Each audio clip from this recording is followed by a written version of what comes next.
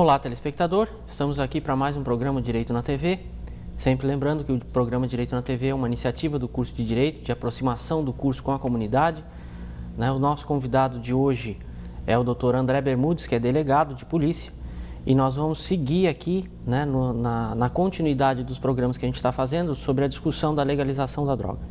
Conosco, o advogado Clésio Moraes, que é presidente da 6ª Subseção de Tubarão da OAB e que sempre nos acompanha. A OAB apoia esse programa e nos acompanha aqui nas nossas discussões. Sejam bem-vindos, André e Obrigado. Clésio.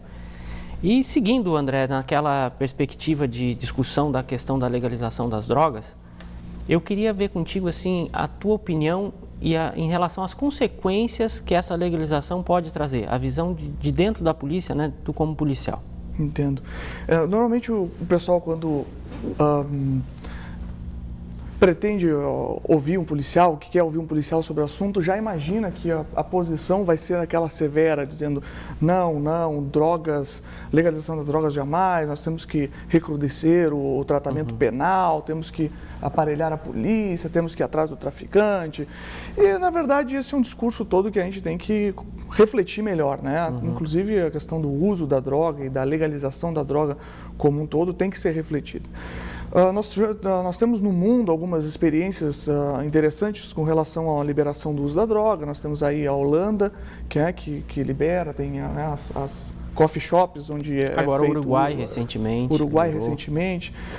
E a questão do Brasil, como seria? Eu andei dando uma pesquisada também sobre essa questão, como é feito esse uso de drogas na Holanda, e eu percebi por que lá tem mais chances de dar certo. Porque a Holanda, ela traz junto com a possibilidade de uso de drogas, com a legalização do uso de drogas, um acompanhamento social muito forte, muito intenso. E eu creio que no Brasil, enquanto nós não tivermos um reforço, uma atenção muito especial à questão de educação, a limites de drogas e a um sistema de assistência social extremamente preparado para atender essa demanda, não temos como possibilitar essa descriminalização. Isso é verdade, é um problema crônico do Brasil. Nós temos leis de primeiro mundo, pensadas, mas nós não temos uma estrutura que consiga dar vazão ou consiga dar suporte, todo o suporte que as entidades precisam para dar vazão e efetividade à lei, Mas de consequência imediata, André, assim, tu acha que, por exemplo, no tráfico, ia tirar uma fonte de renda deles? Maurício, o que nós vemos hoje em dia dentro do sistema de segurança pública é o tráfico efetivo de crack. Hoje o nosso problema de segurança pública é o tráfico de crack. A nossa atuação ela é voltada para o tráfico principalmente de crack e o tráfico de cocaína, que são drogas realmente muito violentas, drogas extremamente perigosas, eu vou lhe dar um exemplo, porque eu não vejo no meu dia a dia, quando eu estou de plantão, uma condução, por exemplo, da Polícia Militar, trazendo para a delegacia um caso de violência doméstica, em que a mulher diga que o sujeito chegou emaconhado em casa e acabou agredindo ela. Mas eu vejo que quando o sujeito chega em casa sob influência de cocaína, chega em casa sob influência de crack.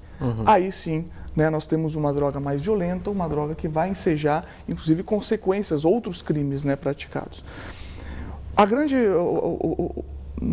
grande questão da legalização ali da maconha, o que seria mais interessante, seria que o usuário de maconha não teria contato mais com o traficante. É evidente que a gente não pode descriminalizar o uso da maconha e manter a criminalização da venda de maconha. Porque aí nós vamos estar estimulando o consumo para o tráfico de drogas. Sim. Na verdade, há de alguns colegas delegados, inclusive, uma crítica com relação às penas hoje previstas na Lei 11.343/06, que é a Lei de Drogas, para o usuário, que não prevê qualquer tipo de prisão, de segregação.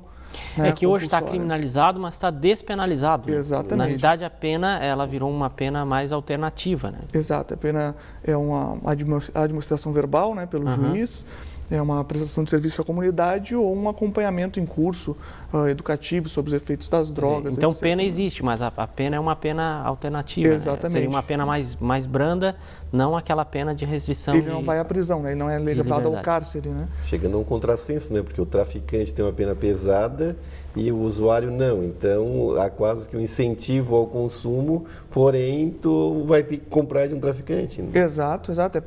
Essa é a crítica que alguns colegas fazem. Há um incentivo ao tráfico de droga, né? Tu facilita o consumo, né? E recrudesce a questão da venda. Então, se formos pensar em legalização do uso da maconha, teria que pensar numa forma de vender essa maconha, de taxar essa maconha, né? Sim, tornar uma questão de uma fonte de arrecadação de imposto. Exato. Teria que ser, de certa forma, controlado. O presidente do Instituto Cannabis aqui de Santa Catarina, que esteve aqui no programa passado, ele disse que mesmo assim o tráfico não acabaria. Não acabaria, porque se nós legalizarmos apenas a maconha, o tráfico de crack, que é o nosso principal problema, o tráfico de cocaína, o tráfico de êxtase e de uma série, heroína, uma série de outras drogas vão continuar. O que nós evitaríamos seria o usuário recreativo de crack ter contato com o traficante, o que seria uma porta de entrada para a utilização de outras drogas. Na tua experiência, tu vê a maconha como uma porta de entrada para outras drogas? Principalmente pelo contato com o traficante, né? O usuário de maconha, para comprar esse produto, ele tem que ter contato com o traficante, né? E aí ele passa a se relacionar com esse pessoal e acaba, muitas vezes, sofrendo sendo oferecido, recebendo ali a oferta de outro tipo de drogas, resolvendo experimentar, e aí, né, uma vez que o sujeito usado tem crack, contato, a coisa... É interessante a tua visão, porque no nosso primeiro programa sobre o assunto com o médico, o Dr. Kleberson, ele também vê como porta de entrada a maconha, só que ele não faz essa distinção com o traficante, né? Que na visão dele, independente dele ter ou não contato com o traficante, ele vai ser uma porta de entrada, ele vai querer experimentar, até segundo ele, numa análise de um médico, né, de um psiquiatra, seria um incentivo, porque, segundo ele, principalmente o jovem, ele quer ter esse contato de proximidade com a morte, de brincar com a morte. Então, ele vê desta maneira, né, que, dependendo do traficante, vai ser uma porta de entrada. Ele vai querer ter outras experiências com outras drogas, né? Realmente. Não é absoluto, né? Mas a gente sabe que isso, pela experiência que a gente tem como profissional, né, nesse contato, a gente sabe que isso é uma possibilidade grande. Pode ser que não aconteça com um ou com outro, né? Mas é uma possibilidade bem grande. Nós vamos fazer um breve intervalo e já retornamos.